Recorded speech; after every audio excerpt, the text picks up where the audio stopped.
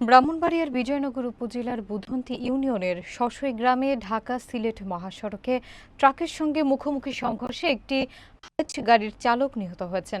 দুর্ঘটনাটি ঘটে শনিবার 15 জুন সকাল 10:30টার দিকে। শফিকুর রহমান শাহিনের প্রতিবেদনে থাকছে বিস্তারিত।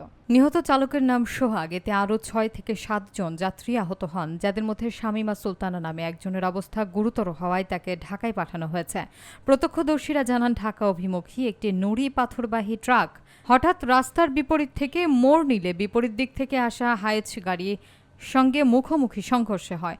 এতে হাইচটি দুমড়ে মুচড়ে যায়। আহতদের উদ্ধার করে মাধবপুর উপজেলা স্বাস্থ্য কমপ্লেক্সে নিয়ে যাওয়া হলে চিকিৎসক সোহাগকে মৃত ঘোষণা করেন। দুর্ঘটনার পর ঢাকা সিলেট মহাসড়কে 1.5 ঘণ্টা যান চলাচল বন্ধ থাকে। পরে ইসলামপুর ফাঁড়ি এবং হাইওয়ে থানার পুলিশের প্রচেষ্টায় দুপুর 12টার দিকে যান চলাচল স্বাভাবিক হয়। হাইওয়ে থানার এসআই পিপলু বড়ুয়া ঘটনার সত্যতা নিশ্চিত করে জানান, দুর্ঘটনার গাড়ি দুটি হেফাজতে নেওয়া হয়েছে। একটা টিআরএস গাড়ি আর এই যে আমার পিছনে দেখছেন ট্রাকটা, এই দুইটা সংঘর্ষ হয়েছে।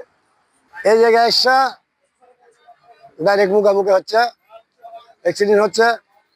কিন্তু 2 ঘন্টা বলা যাচ্ছে না, কিন্তু লং সাইডে ট্রাকটা কিন্তু লং সাইডে আসছে, তাকে ফার্স্ট অ্যাক্সিডেন্ট হয়। লাগার পরে ওই টিআরএসটা ঘুরে গেছে রাস্তায়, একদম গাড়ি মনে দেখছেন ছিন্ন ভিন্ন হয়ে গেছে। ঠিক আছে, 10:30টার দিকে আমরা একটা সংবাদ পাই যে ঢাকাগামী একটা ট্রাক এবং সিলেটগামী একটা হাইস মুখোমুখি সংঘর্ষ হয়। সংঘর্ষের ভিতর 2 জন পুরুষ 2 জন মহিলা, যারা 2 জন পুরুষগুলো গুরুতর আহত এবং মহিলাগুলো সাধারণ জখম প্রাপ্ত হয়। তাদেরকে মাধবপুর পুলিশ স্বাস্থ্য কমপ্লেক্সে চিকিৎসা করার জন্য নিয়ে গেছে। গাড়ি দুটো আমরা আমাদের আইনানুগ ব্যবস্থার জন্য আমরা আমাদের থানায় নিয়ে যাচ্ছি।